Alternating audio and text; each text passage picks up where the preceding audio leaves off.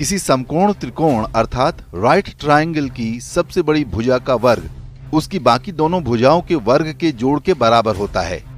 इस रेखा चित्र में ए और बी के वर्ग का योग सी के वर्ग के बराबर होगा।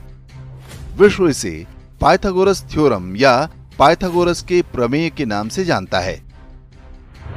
जिन लोगों ने भी 10वीं कक्षा तक पढ़ाई की है उन्हें इसके बारे में अवश्य पता होगा। ये प्रमेय बहुत सरल दिखाई देता है, लेकिन इसका उपयोग छोटे कमरे से लेकर बड़े बड़े भवन बनाने में होता है। आज जो ऊंची ऊंची बिल्डिंग बनती हैं, वो बिना इस प्रमेय के ज्ञान के संभव नहीं थीं। इसकी खोज का श्रेय प्राचीन ग्रीस के गणितज्ञ पाइथागोरस को दिया जाता है।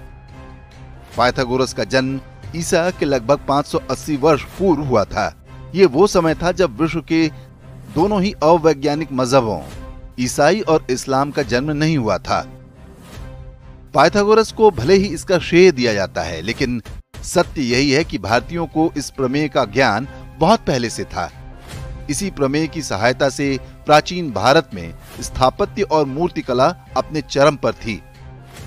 जिस सूत्र को पाइथागोरस का बताया जाता है, भारत में इसका लिखित प्रमाण पाइथागोरस से भी 250 वर्ष पुराना है।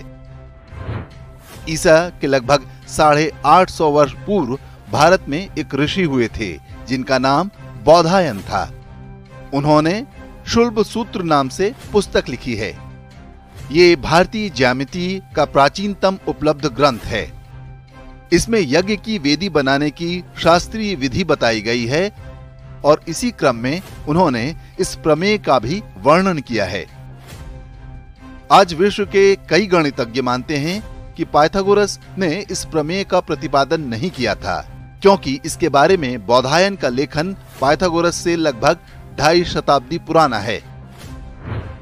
वास्तव में बौधायन या पाइथागोरस से भी पहले मिस्र और बेबीलोन की सभ्यताओं में इस सूत्र के प्रमेय के ढेरों उदाहरण मिलते हैं।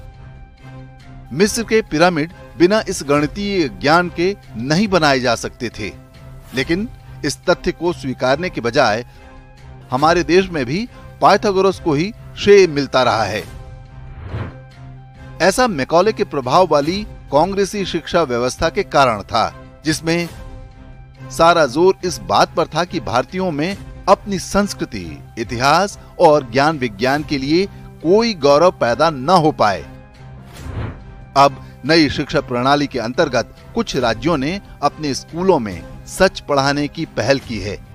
इसके अंतर्गत पाइथागोरस के साथ बौधायन और शुल्ब सूत्र के बारे में भी बताया जाएगा, ताकि देश की नई पीढ़ी को पता चले कि भारत को न तो मुगलों ने बनाया, न 1947 में कांग्रेस ने।